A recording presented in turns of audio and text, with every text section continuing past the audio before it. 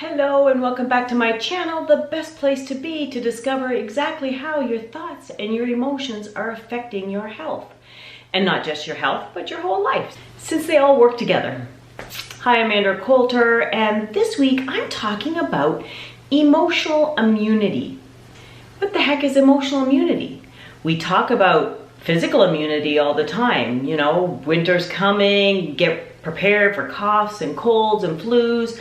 Things like that. There's lots of information out there about how to build your immunity, but have you stopped to look at your emotional immunity? What I mean by that is, how well do you manage your emotions? Or do your emotions manage you? So this week, I'm going to talk about healthy emotional immunity and some tips and suggestions and ways that you can actually take a stronger look at your health immunity and ways to improve that immunity if you're lacking, if you're really struggling with your emotions and they control and run your life, then this is a great video for you. So I hope you stick around to the end.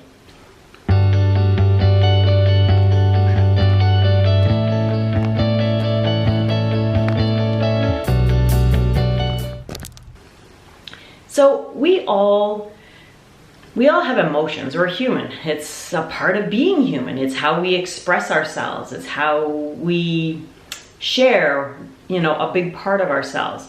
But we often spend most of our life trying to avoid the negative emotions and find all the good positive emotions. We try to, poo-poo and negate and deny any bad feelings we may be having. We try to suppress them.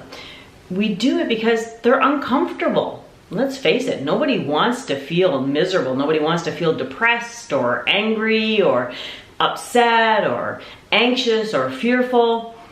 Yet these are natural emotions. You're a human being, and in order to have a human experience, you have to have these emotions. But how do we have a healthy balance of these emotions? How do we have health immunity where we don't let events unfold and control us emotionally? Instead, we take ownership of those emotions. Well, that's what I'm going to go through today. So stick around for the whole video because we are going to go into all kinds of ways to help you build up your own emotional immunity. So let's look at some of the ways that we can improve and build up this natural healthy immunity. Let's look at the ways that we struggle with our emotions. And the fact that emotions are actually a way for us to understand what life lessons we're trying to work through and how to work through those life lessons, as well as the best way to rise through these emotions and not let them control your life. So feelings and emotions are not only just a natural part of being human, they are actually absolutely necessary for your growth and your personal soul spiritual evolution. Our emotions are how we express our true self. Right from the get-go, your emotions help you express your desires, your willpower, the things that you want and need in life. Babies are really good at expressing their emotions. They uninhibited in any way. When they're tired, you know it. When they're hungry, you know it. When they poo their diaper, you know it. Well, most of the time. My son was really good at pretending that he hadn't pooed his diaper. I don't know why he seemed to think it was okay to run around for hours with a poopy diaper, but it is what it is. But aside from that, kids are really good at expressing their emotions without any inhibitions. They make no judgment, they have no fear of letting you know exactly what they're feeling and, in regards to that thinking. And, I remember one time my daughter, I can't remember how old she was little, maybe 5 or 6, and I get my food and stuff for my animals at this local mill, and there was a fellow there, super nice young guy, but he was really obese, but did a great job, great person. It was who he was. And my daughter went in with me one day, and we were at the counter, and he came over, asked what I wanted, and we got talking, and she all of a sudden blurted out, "Wow, you're really fat." And I was like, oh my God, I am so sorry about that. And he was like, no, it's okay. I am really large. Yes, and I know that. It's okay. You know, and he just kind of sloughed it off and we went on from there. But I was amazed at how I was not expecting her to blurt that out. But kids, they don't have filters. They don't think any differently. It is what it is. They express exactly what they're feeling. Yet as we get older, what happens is, you know, if I had like yelled at her and harped on her for saying that, that would have immediately created a judgment call, and she would have learned to go, oh gosh, maybe I shouldn't be doing that. As we age, you know, society tells us what we're allowed to do, what we aren't allowed to do. Our parents, our guardians, they all enforce what we're allowed to feel, even think, you know, which is not necessarily a good thing.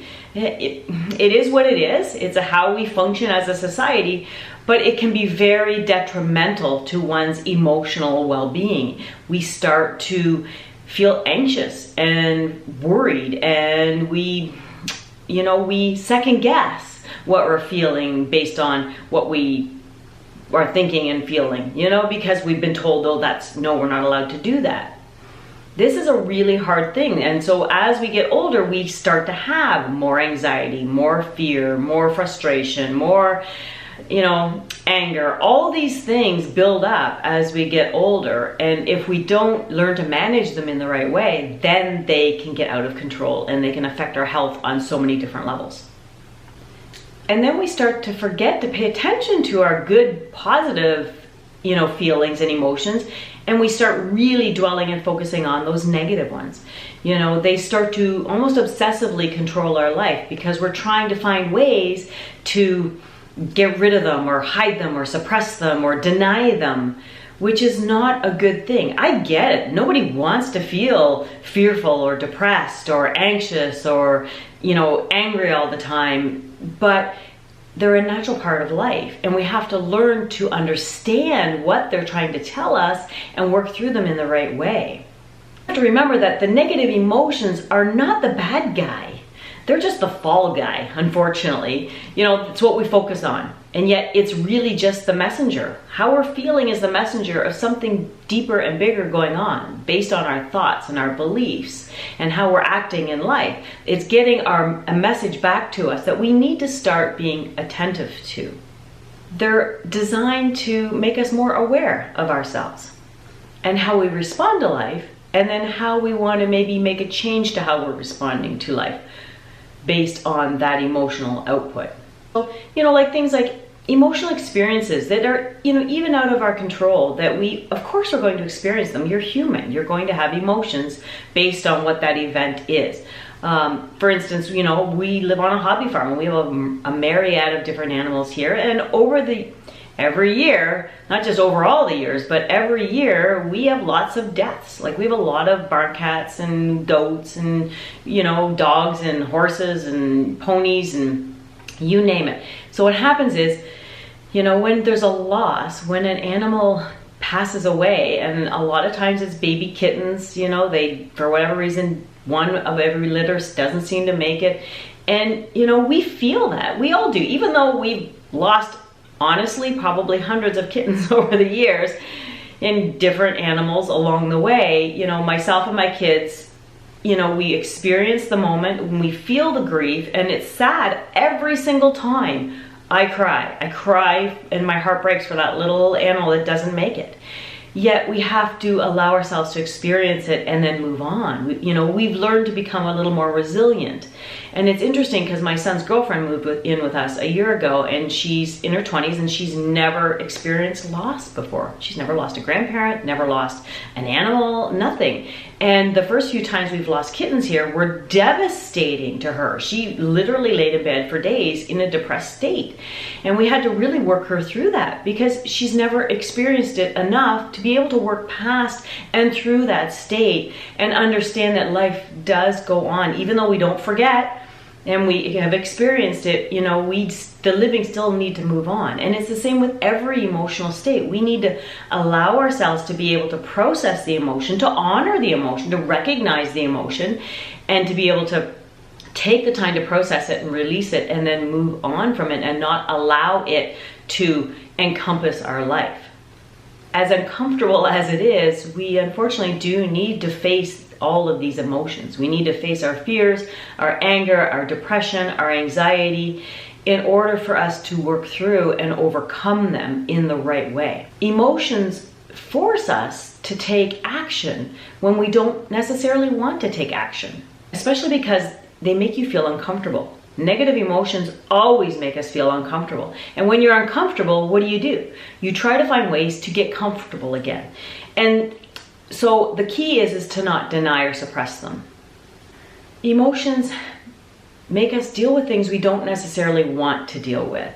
You know, they keep coming up and they will keep stirring up until we do something about it. Whether it's an old event or a loss or something that frustrates you, it's gonna keep pushing you and pushing and pushing and pushing until you finally decide, okay, I gotta do something about this.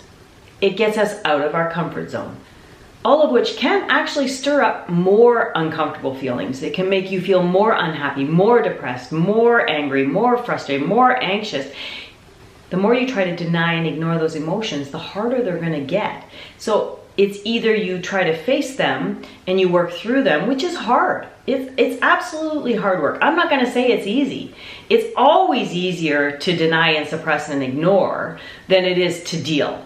But I will tell you this, it's as crazy as it sounds, taking that little step to honor it and own it and be willing to work through it in a better, more empowering way is always in the long run easier.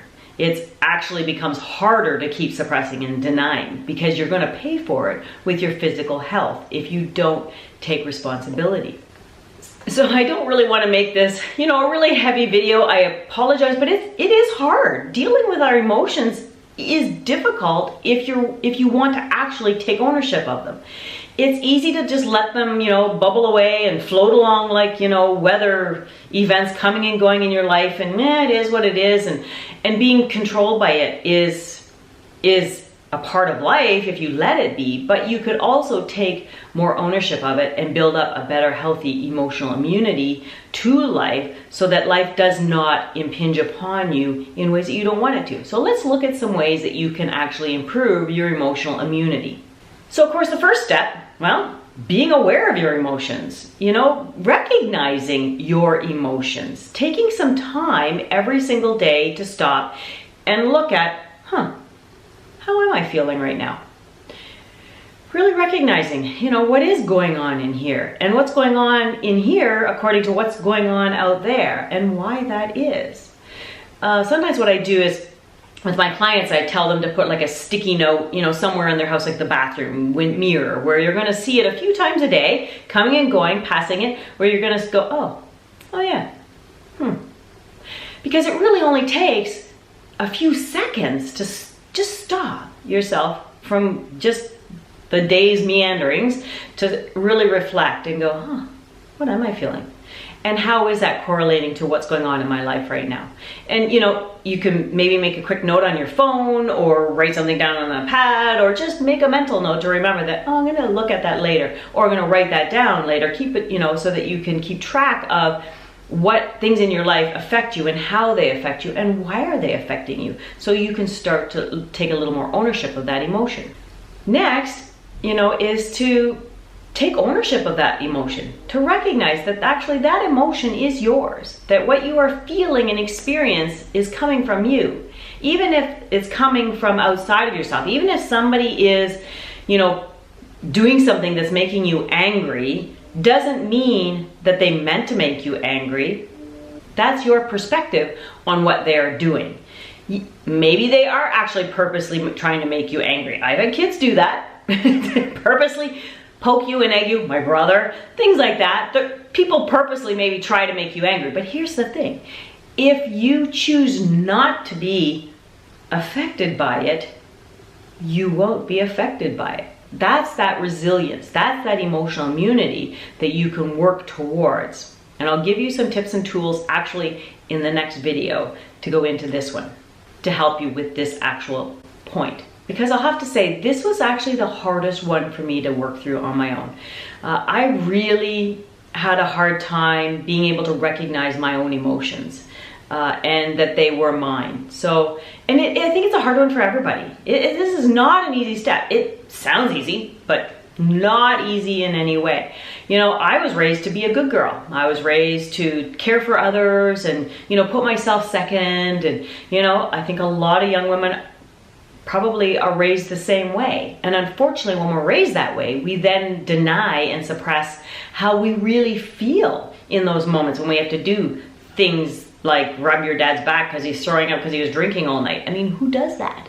But we do, because we're asked to do that, and we want to be good. We want everybody to love us. We want to be liked. So we suppress and deny all these emotions and crappy feelings, and then we just become this other person. But it's not who we really are. And eventually it's going to catch up with you. But what's funny is I had suppressed my anger and resentment so deeply that I didn't feel any anger or resentment about issues. I just felt super sad and low all the time.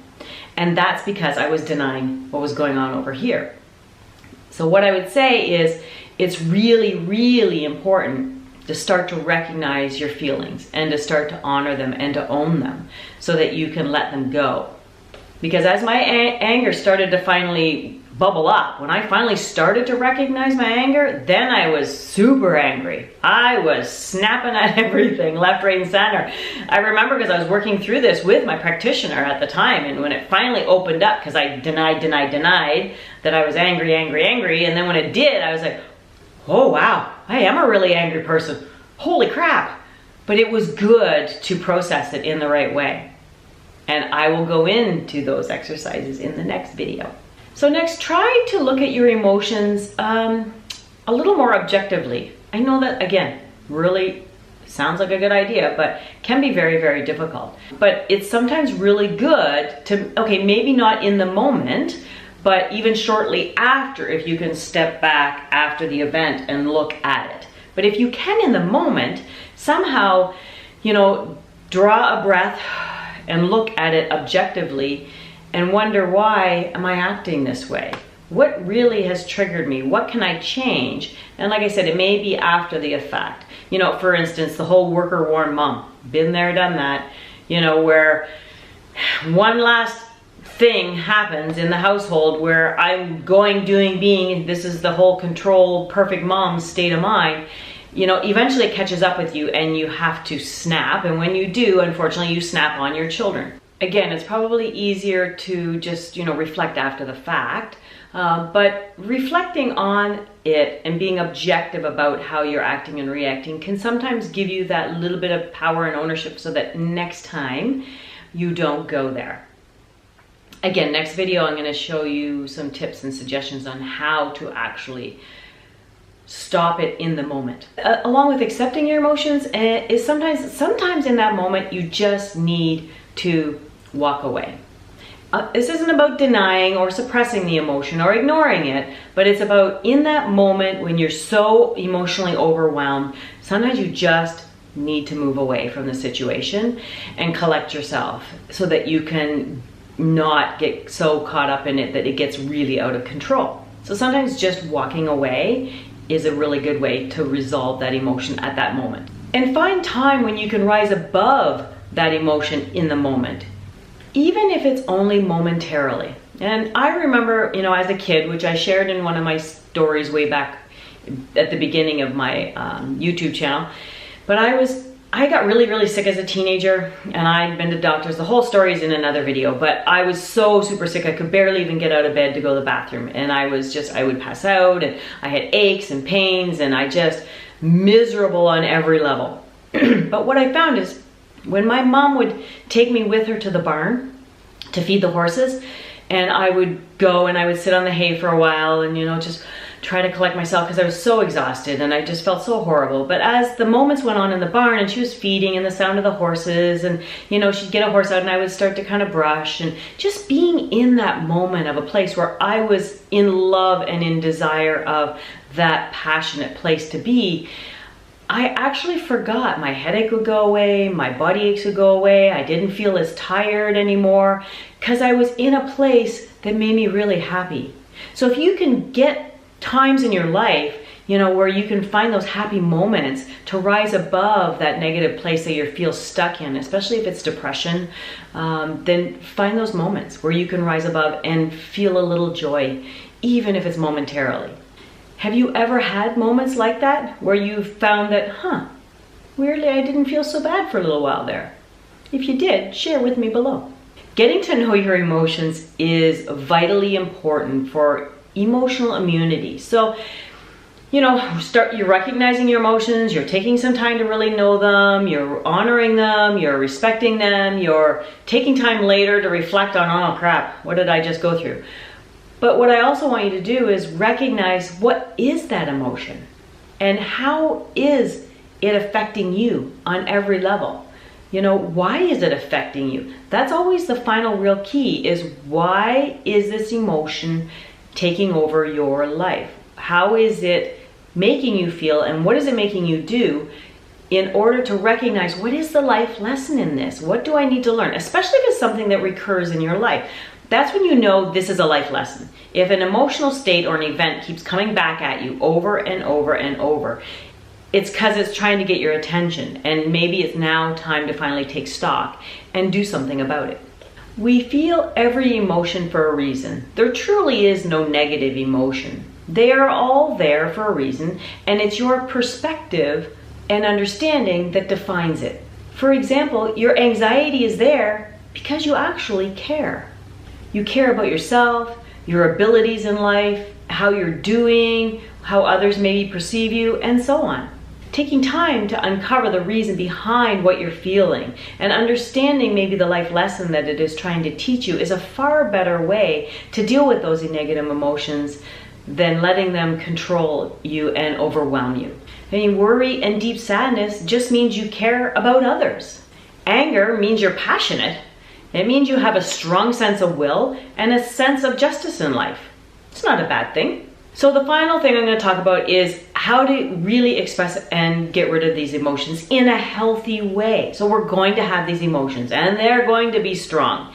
No doubt about it. It's a part of life and getting through these life lessons. However, the key to expressing it and getting rid of it in the right way is, don't dump it on another human being. Instead, respect others. Let others respect you, and you respect their emotions. And honor it and express it in a more compassionate, self-honoring, respectful way. It's important to let others know how you're feeling. Absolutely it is. But do it in a way that's not going to be harmful back at them.